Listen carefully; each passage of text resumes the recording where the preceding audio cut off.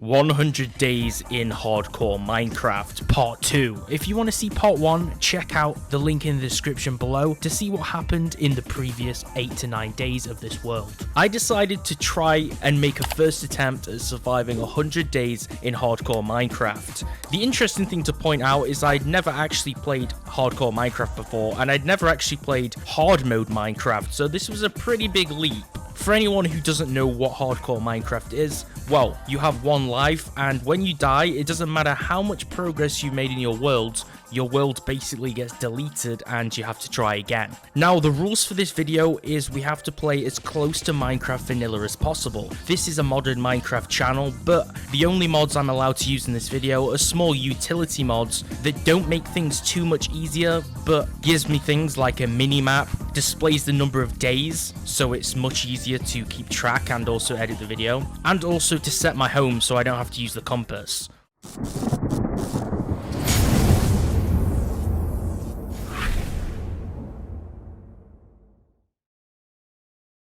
Day 9, I woke up from my bed and I first crafted another iron sword because my current one was super broken, so I needed something to delve into the nether with. I also changed all of the gold pieces into gold ingots because I was going to need those in the nether to trade with the piglins. Next up, I needed to create an enchanting bench to enchant some of my armor pieces. I already had tons of sugarcane which I've collected, so I made that all into paper, got the obsidian which I had spare in the chest, and got the book ready to make the enchanting table. Now, the only problem was at this stage is I only had one diamond, so I couldn't yet finish it, but I had everything prepared to make. My farm was actually making great progress, and quite a few of my crops had already finished growing, and I made sure just to touch up on it and replant it. Also, a little side note here, how good does the soil look in this texture pack? This is the nap texture pack, and personally, the grass and soil in this pack just look simply amazing. So I decided to go mining, and I'd created this really long stretching cavern. And yet again, in this texture pack, the caves just look really cool. I don't know what it is about this texture pack, but I guess it's just the fact that everything looks so realistic. This is a 2x2 tunnel which I'd been carving for a long time. It looks like one of those tunnels that people make to escape prison. I found some redstone, so I knew I was on the right level to find some diamond. And just look how great this redstone looks.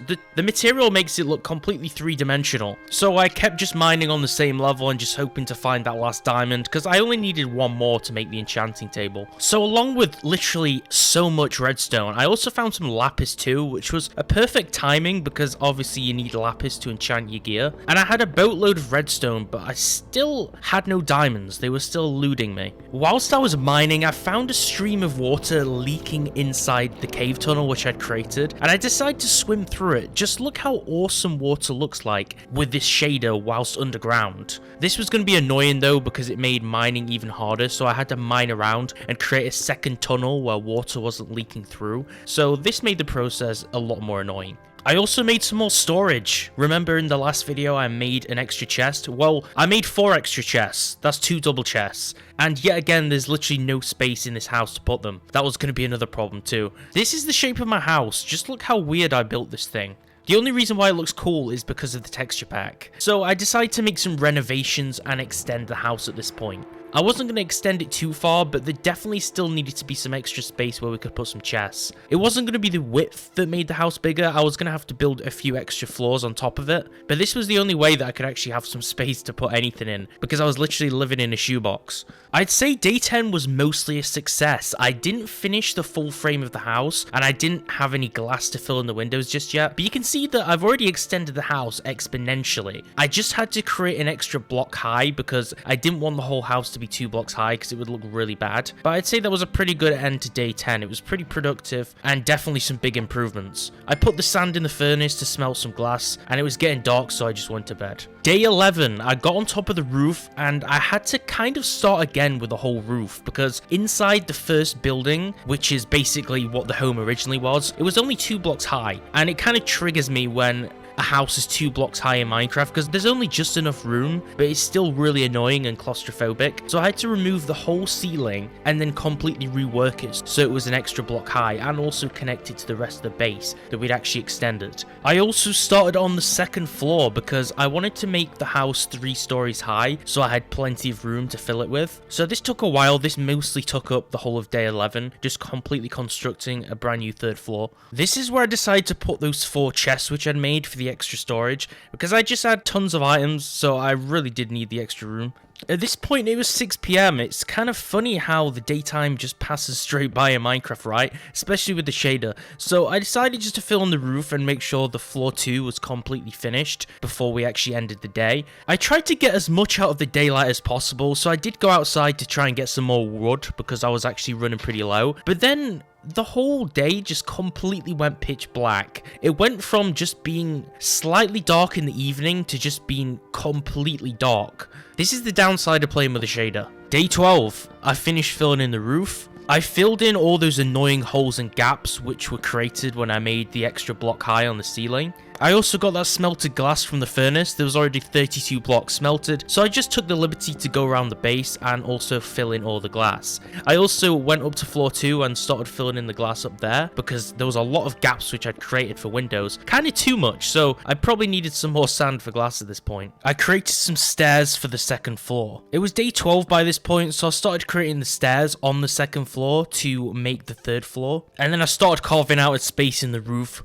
where I could make the entrance point. Day 13, I took a break from being the greatest lumberjack and builder in the world, and I decided just to go adventuring. I went and slayed some fish just because I could, and just generally went to see if I could find anything on this island that I'd not discovered yet. Whilst I was being a really mean person and just slaying pigs, I also found a mini little pumpkin farm. There's quite a few pumpkins here, so this was a really great opportunity for the farm. So obviously I just took them all to make some pumpkin seeds out of, just so I could grow some extra ones. Also, little side note, I didn't know at this point that if you use right click and shear pumpkins, you can create carved pumpkins. That's really random, but that's something which I literally just discovered after like 10 years or more of playing Minecraft. I also found some more sugarcane just chilling next to the swamp, which I guess I could use for enchantment books, but I already had made a book for the enchantment table, so I didn't really need them at this point. And obviously back to my own tricks, just swimming with a fish and then just killing with my sword. I don't know what's so satisfying about killing fish in the water in Minecraft, but it's definitely one of my pastimes apparently. Day 14, after taking my wrath out on those pigs and fish, I decided to get back to doing something a little bit more productive. So we went back to building, and I decided to fully finish the roof on the 3rd floor so that we could finish the house and actually get the space in order and everything ready, so we could actually move on to the next stage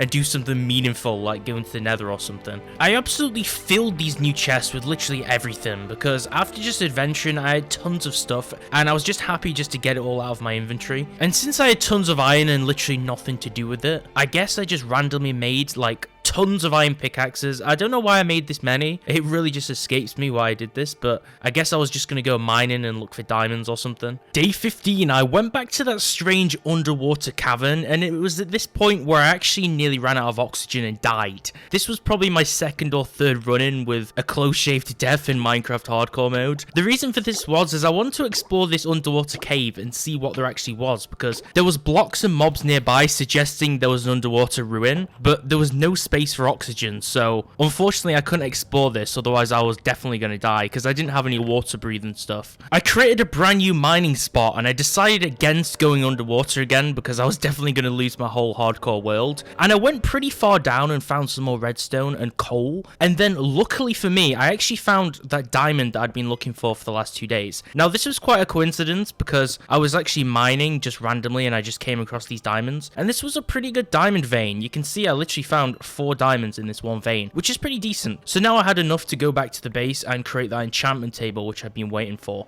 This is the moment where I started getting really ridiculously just lucky. I found some more diamonds. You know how I found those 4 diamonds? Well, I found a 2nd vein, but this time there was absolutely tons in here. There was 8 diamond ore blocks in this one vein. That pushed me straight up to 12 diamonds, so I could actually make some armor here. And if I didn't think I could get even luckier, well, I was consistently mining at the exact same mining height because I kind of gathered at this point that if I stayed at this same level, I would just find even more diamonds. So I just went ahead and found another 5 as well, just minutes after, followed by yet another single vein as well. Day 16, this was a pretty productive day. I finally managed to make that enchantment table, which I'd been wanting to make for the past few days. I decided to make the dedicated floor for the enchantment table on the 3rd floor. I was going to have to make some bookcases to surround this thing.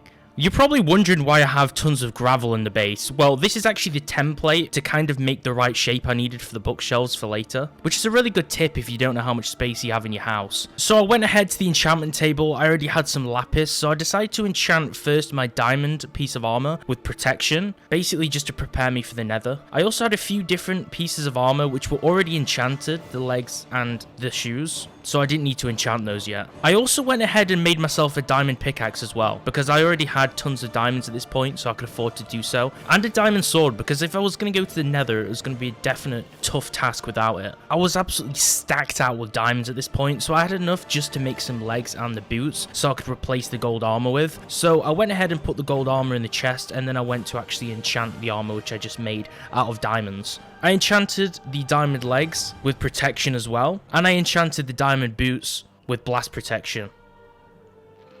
So I replaced my gold armor with these. The only thing missing was the iron helmet, which is not really great, but I still had a decent level of armor.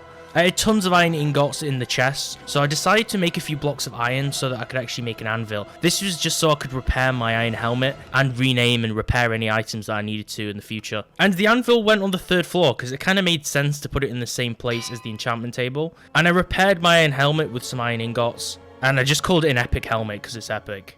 And boom! Now I could go ahead and actually enchant this bad boy.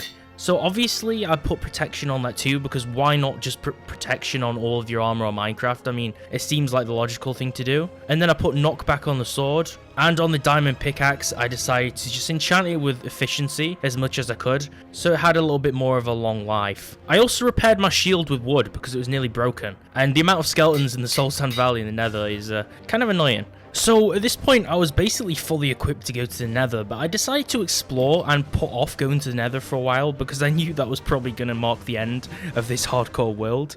I knew that I would probably fail, and just like the first episode, these annoying dolphins, which are not the same ones because unfortunately I had to kill those, more annoying dolphins just started following me. And this happens every time when I go to this Badlands biome. There's always a pair of dolphins which just stalk me in my boat and then just try to like steal all my items and push me down underwater. But this time I just ignored them and just swam ahead. I reached another island to explore. I saw a turtle on the beach, but I just ignored it this time because I always find one individual turtle and I can never breed the things, so they're just kind of useless to me. Whilst I was exploring through a flower fields biome, I actually found a bunch of bees around a flower, which were near a beehive. Unfortunately, I didn't really have the required things to actually do anything with these bees, but I still kind of regret killing them because I could have actually done something with this beehive instead of just breaking it and killing the bees for no reason. It was definitely a waste, especially since they're quite rare to find. Day 19. Unfortunately, day 18 is kind of a blur. I guess I just didn't get footage of it. I don't know where the footage of it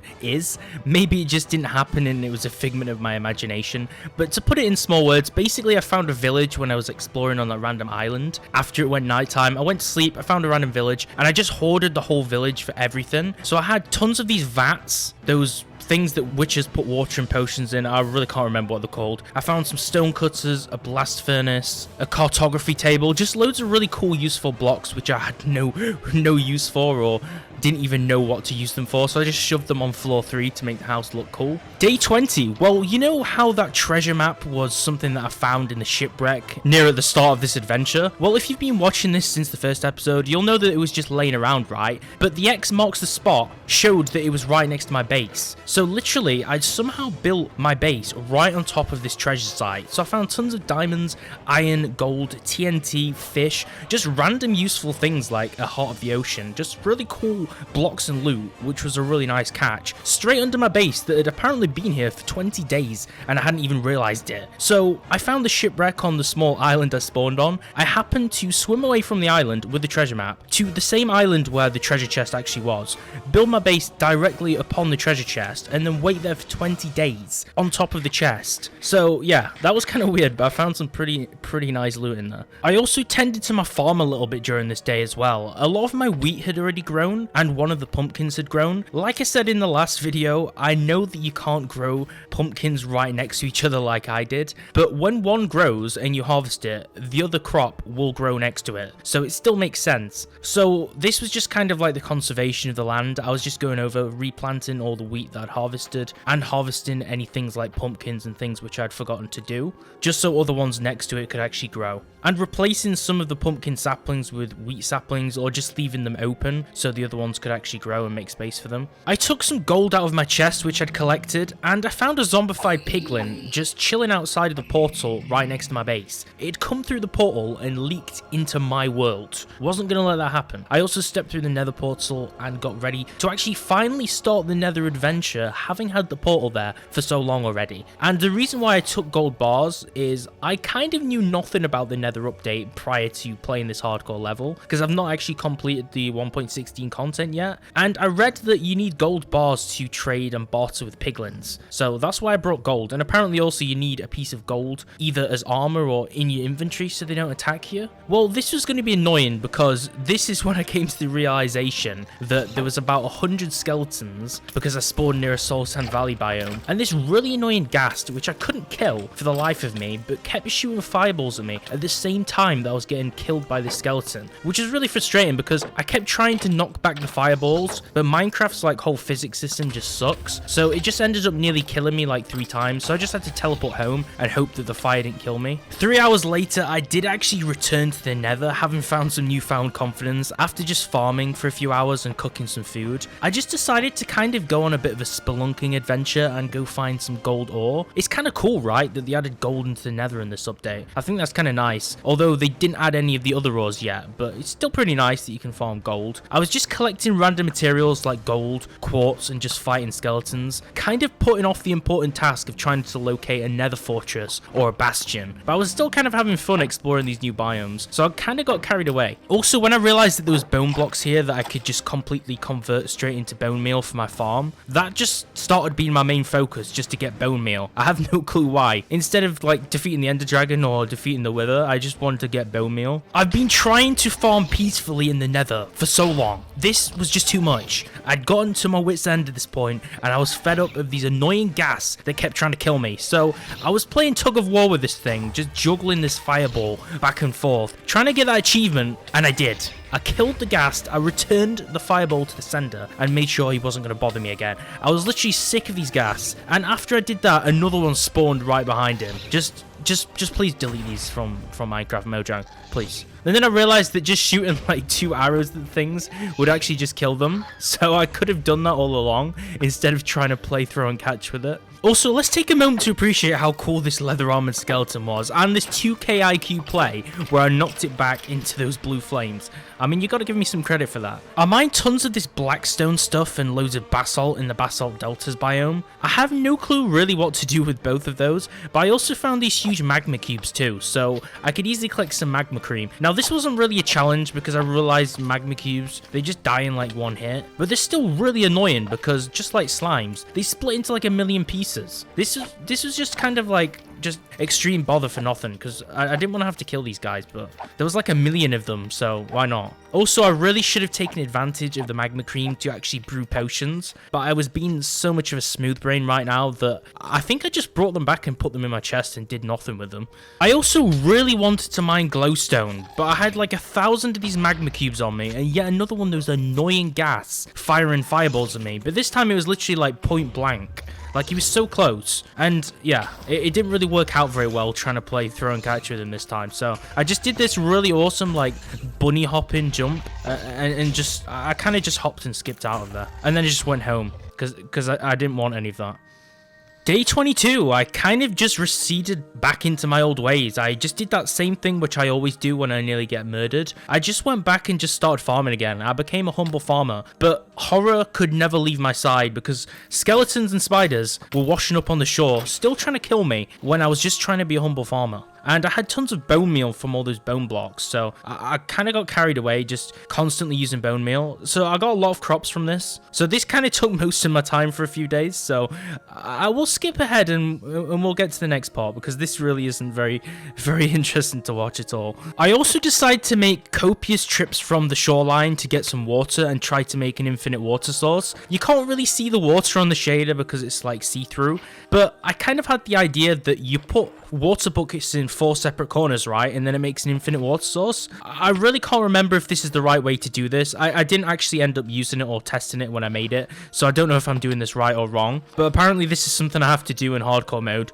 make an infinite water source, so why not, you know? The Nether was proving a really tough challenge, and I realized I'd already harvested tons of apples, and I had quite a few gold bars, so I decided to make a few golden apples to help myself when I was in the Nether for next time, because I was getting plagued and abused by all those gas, so I needed a quick way to heal myself, and also prevent myself dying, because I had a few close shaves at this point, okay? I was coming pretty close to dying. Now, I didn't want to waste all my gold ingots, because I still had to make a few trades with piglins, but I needed something for some quick health, so I didn't have to teleport back and just start farming for a few days until I had the confidence to go back to the Nether again, because that was a really bad cycle, which really wasn't going to get me anywhere. As day 22 was coming to a close and it was starting to become evening time, I decided to use my time wisely and actually start constructing a second farm on the other side of the base. This is because that whole village looting situation where you didn't see it because I lost the footage, well, pretty much I found tons of seeds in the village because I took all the potatoes and all the carrots, so I had a lot of seeds and crops to plant over here, so I decided to make a little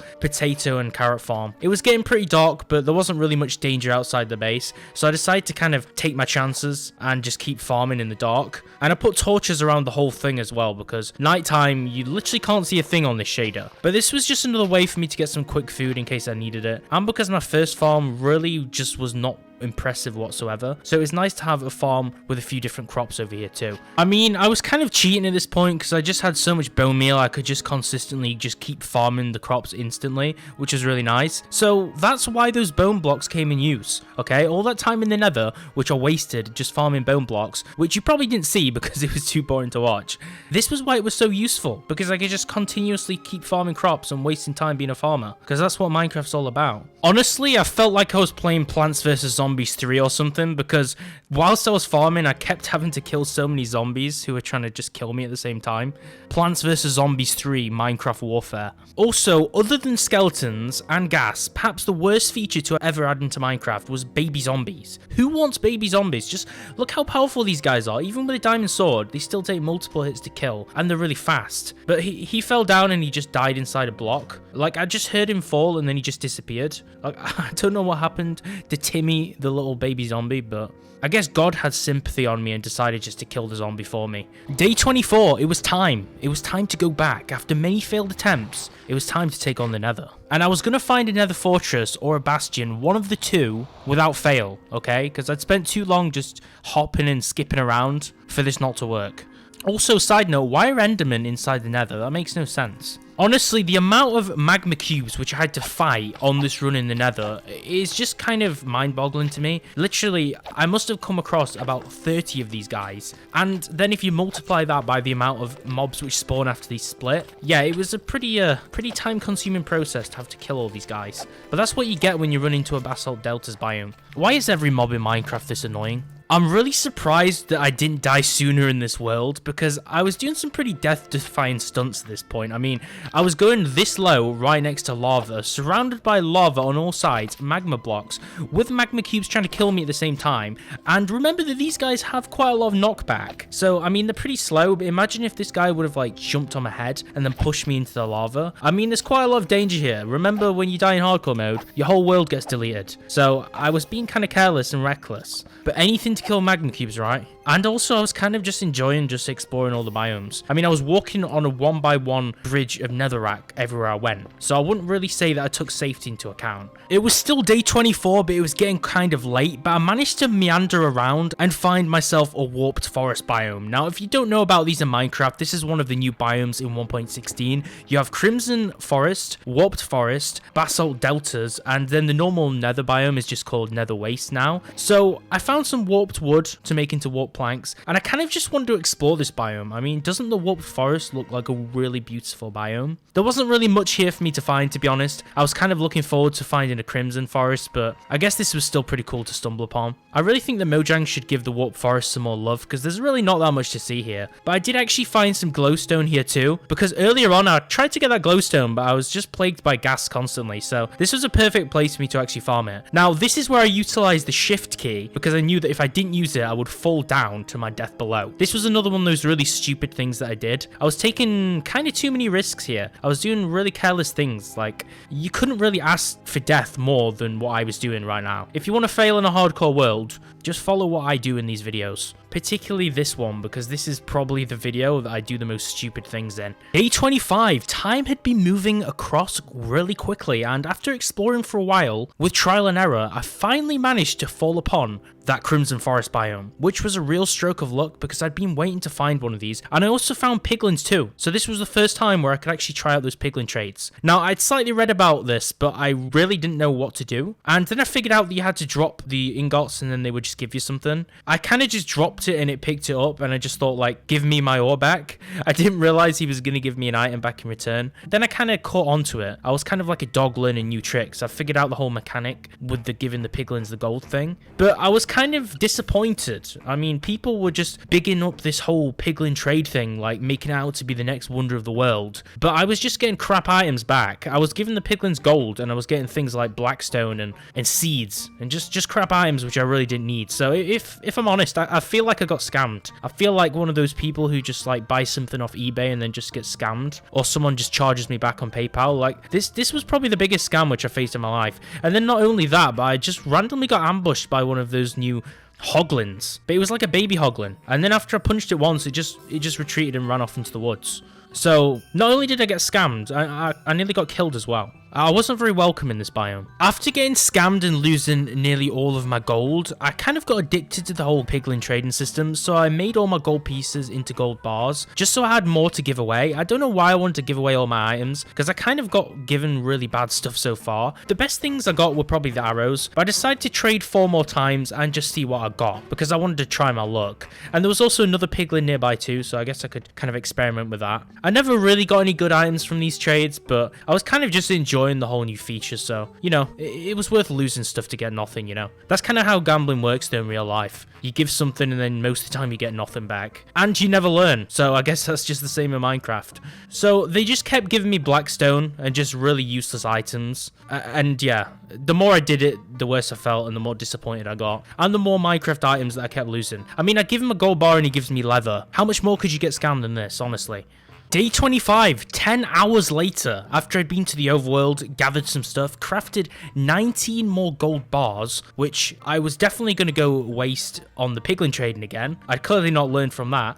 I'd actually found a nether fortress. So in all those many hours of exploring, I'd actually found something of substance that was going to be useful, okay? Because nether fortresses have loot. They have wither skeletons, where we can get wither skulls. On hardcore mode, those wither skeletons hit like a truck. Just see how many hearts I have right now. I have 2 hearts just from getting hit behind once or twice. That's how tough the wither potion effect is. And I was also getting hit by skeletons at this stage too. So this was not going to be friendly. I knew that this was going to be the end of the hardcore world. This basically marked my doom. I should have walked back now. I just didn't see the impending doom which was coming at this stage, unfortunately. And I also kept getting lost too, because I kept looking for rooms to try and find things, because I wanted to try and find some nether wart farms or try and find some chests. But it didn't matter how far I went, how far down, how far up I climbed, I couldn't find where the actual rooms were in this fortress. It was like it was a never-ending series of just bridges and towers without anything inside. It was a really disappointing experience, actually. Probably the worst nether fortress I've actually found to this date. After bunny hopping around, I found something useful, I guess. So I found a blaze farm, okay? And I don't know why I did this, but I mined the mob spawner instantly. I guess I panicked just because it was hardcore mode, and I didn't really feel up to the challenge of actually killing the blazes. So I removed the spawner. Luckily for me though, this wasn't actually the final blaze farm, okay? So even though I removed the spawner, there was actually going to be another blaze farm which I could find. Because I only got 1 blaze rod from this one encounter, so for anyone who doesn't know, blaze rods are useful for potions, and you kind of need them. That's the whole point about going to the nether, or at least one of them. And 1 blaze rod won't really get you far at at all, so not really that much great loot. Talk about being overly confident. I was still taking some kind of immeasurable risks right now. Like, I was doing parkour over really far wide buildings, and I was also building like really tiny bridges and coming close to more wither skeletons. But this time I'd learned my lesson not to get hit by the wither, because once you get hit by the wither like once or twice in hardcore mode, that's just the end of it. And I found the second blaze farm too, so this was really lucky. So I spent a few minutes here trying to farm these blazes, and I'm not exactly seasoned Minecraft hardcore player, so I wasn't really employing the right strategies, I've got to admit. I was just running back, eating food, and then returning. But there's a special way usually that you're supposed to farm blaze rods, okay? You're supposed to destroy some of the steps so you have cover and you can kite them. You're supposed to use your bow more so you can range them and kill them. And also, you're not supposed to kill them when they're floating in the air where you can't get the loot. Because there was countless times where I kept killing them, but they'd be out of my range and then I wouldn't be able to actually get the drops from them, which is the entire point of killing blazes, because you're supposed to farm them for blaze rods. So this blaze farming situation didn't really work out so well for me. And also I had a ghast moments ago just firing at me at the same time, so the amount of things that could go wrong in this situation was a lot. But let's just say that I didn't really come out of this one with many blaze rods at all, but it was still lucky that I managed to actually survive. Also, I put torches around the blaze spawner thinking it would do something, thinking it would stop blazes from spawning, because you know that's how you do it in caves and dungeons. But apparently that doesn't work in the Nether. That just goes to show how much knowledge I have about Minecraft. Even though I've been playing the game since like 2010 or 2011, I still don't know these little things about Minecraft, which just escapes most people, because they're just confused why I don't know like the most obvious things about the game. Like, look at this. Why am I still trying to kill this thing? He's not even close to me. So I had a total of 3 blaze rods from here, so I decided just to heal up and cut my losses because I didn't really think I was getting much luck right here. And the amount of times which I was coming into a close shave with death really wasn't worth what I was getting. Now this is where things take a really dark, unexpected turn. Now you knew that this was going to happen at some point, right? Well, I didn't exactly know it was going to happen now. So things start on this really precarious looking balcony. I dropped onto and I got attacked by one wither skeleton and then a second one. And as simple as that was my hardcore world, which I spent a total of 26 days in, completely finished. But don't worry, because I'll be back for attempt number 2 sometime soon. You better know that. This definitely isn't the end. And I'm coming back for revenge against that wither skeleton.